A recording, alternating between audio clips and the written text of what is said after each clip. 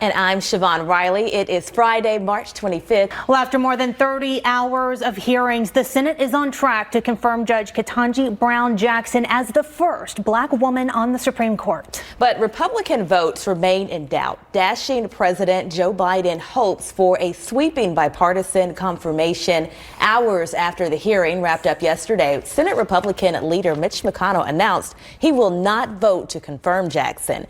Democratic Committee Chair Dick Durbin called that, quote, sad commentary on where the parties are today.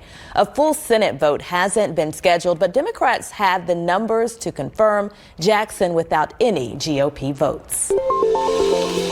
The pilot program is funded by a $500,000 grant and through separate private donations. Our Patrick Thomas met a woman who hopes the added income gives people like herself a nudge in the right direction.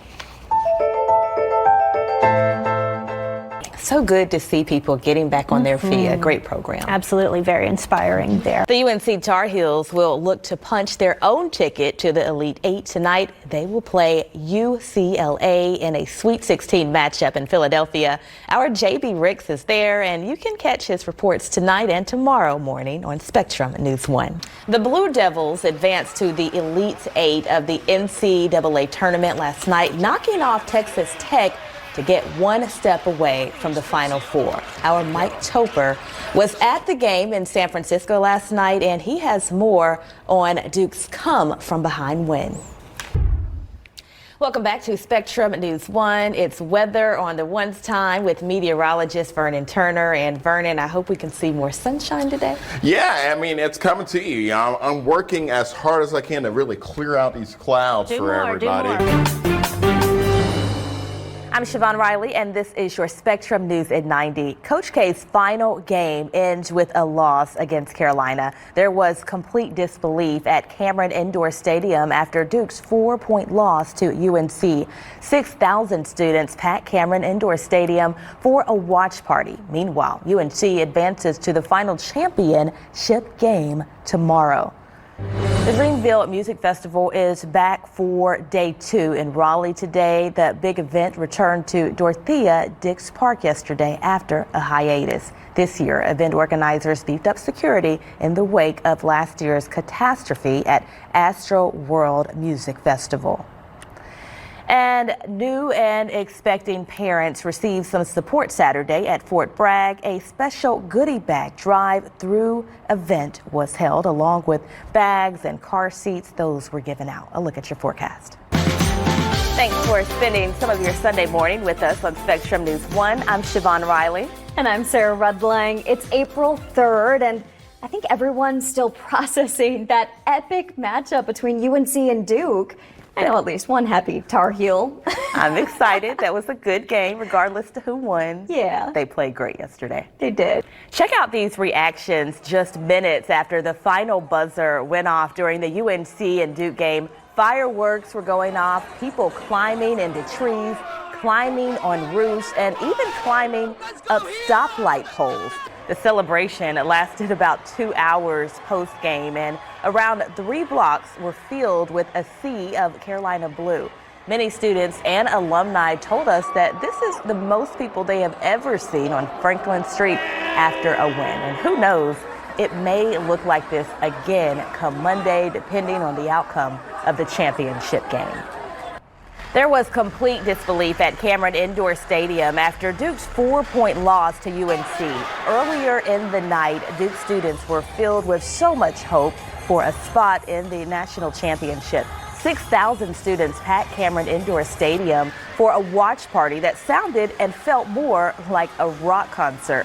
When Duke scored, you could not even hear yourself think, but when the final horn sounded, there was total silence as the Blue Devils and Duke Nation fell victim to the Tar Heels once again.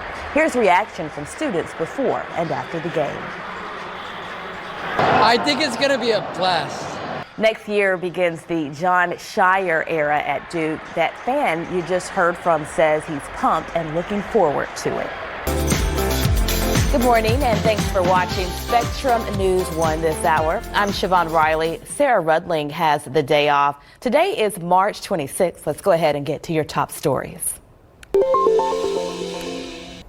President Joe Biden is wrapping up his trip to Europe today. He remained in Poland overnight and later today will meet with the Polish president and some Ukrainian refugees. The president will then give a major address to the world's media before leaving for Washington.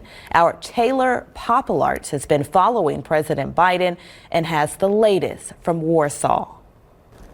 North Carolina is stepping up its cyber defense as the war in Ukraine puts a heightened alert on the safety of our internet systems. Earlier this month, Governor Roy Cooper formalized a joint task force that bands together 4 government agencies: the Department of Information Technology, the National Guard, NC Emergency Management, and the state's Local Government Information Systems Association Cybersecurity Strike Team.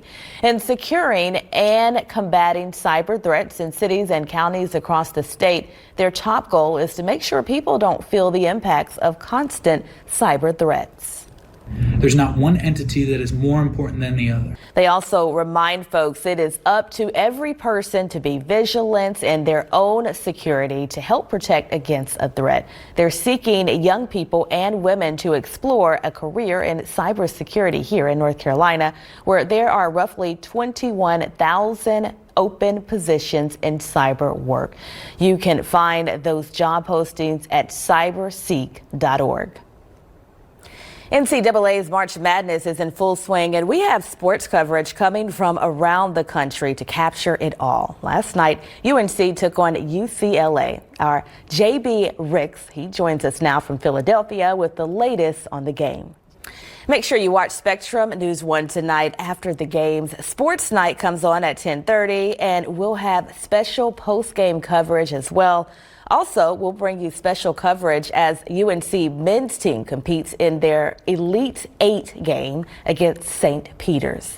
You can also follow along our Spectrum News 1 app. It's available in the Apple App Store and on Google Play.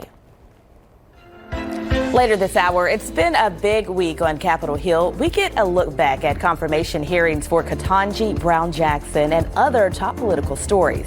Stay with us.